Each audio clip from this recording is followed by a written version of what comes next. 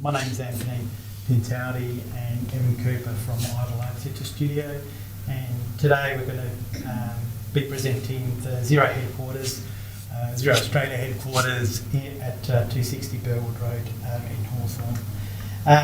This building has been a result of a long-lasting collaboration between the developer, the lead tenant, Xero, and the builder.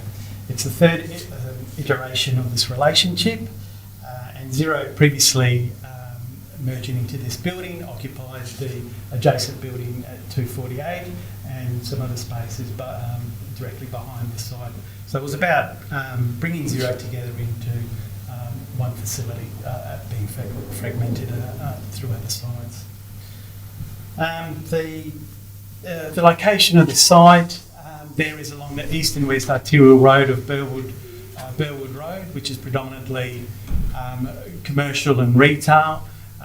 It's not far from the Glenfrey Road retail activity precinct there on the right-hand side or the eastern side, and also within the Swinburne University Innovation Hub, and it's really become an emerging fintech hub with this precinct.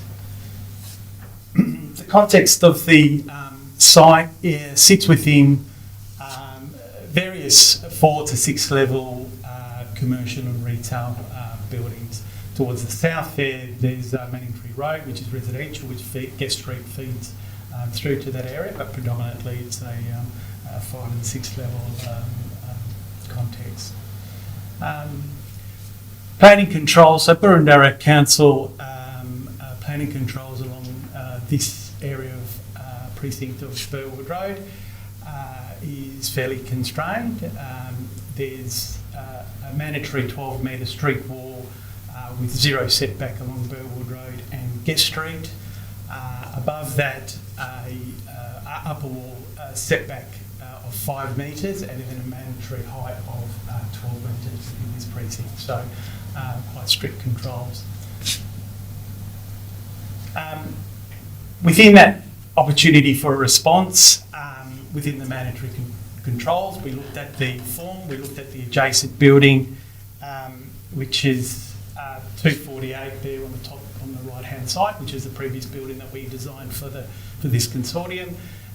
We looked at the relationship down at ground level, in particular the interface with Burwood Road and Guest Street. We eroded the ground level entry forecourt, and then moving on to the plans, the right-hand side being the ground floor plan and the left-hand side being the lower ground. From the corner, as I mentioned, we eroded the entry and positioned a cafe on the northeastern corner. What's nominated there as number 10 is ground level and lower ground commercial space. Now, we connected these spaces via a generous void towards the northern side, and really making this ground level and lower ground level an adaptable space. Above ground, we have 4 levels of office area, which currently is occupied by Xero. And the thinking of the building was always that they could take and expand down to the ground level. Currently, at the ground level, there's retail space. We position a Battle Axe site. We position the core on the southern side against the neighbour. It's approximately 2,000 square metre floor plate with a atrium in front of the core, which ended up being quite central to the floor plate.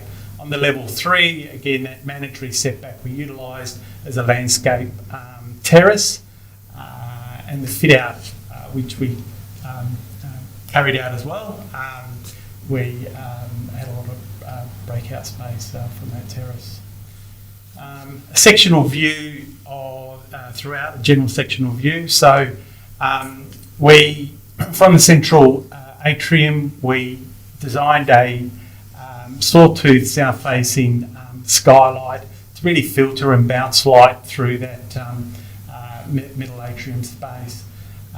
Shaded there in blue, that subterranean office space, which really added value to the development. and that adaptable space with ground level, cut back the void to allow light coming through to that lower ground area, both on the north side and the eastern side. So this is a shot down from the lower ground space, and you can kind of see there at that ground level, using light materials and making that usable and adaptable space as inviting as possible. The expression of the building was the level 1 and level 2 podium heights. We recessed the podium height, created a recess with bronze glass, which respects what we did on the upper 3 and level 4. Use this cantilevered form over the base and maintain that transparency and openness to the corner as much as possible. In that cantilevered form, looking at the materials, we used a directional zigzag façade, which orientates slightly different to the north side, which is located on the north and the eastern side. Predominantly, it's a basalt stone cladding that we used between the express concrete slabs and 4-height glass infills. A detailed shot of the curtain wall on the higher levels. This is a shot, more dust shot down at ground level, and just to kind of illustrate that transparency of ground. So currently, being a retail space or occupying that space, but that adaptability uses that Xero, being a COVID sort of workplace. If they need to extend into that, that's possible, and it's got the facilities to extend into that. Just 1 minute left. Okay. I'll just quickly go through this. These are the foyer shots. Cafe, we did some sort of cafe. We were involved in the design of the cafe, and then we'll talk about it. Yeah, so Xero being the head tenant, existing relationships, so 4 levels, 7,000 square metres, 800 staff, primarily fundamentally designed around the central atrium, large curvilinear stair with the light coming from above, connection between floor plates, chance and more formal and informal meeting areas adjacent to this atrium space.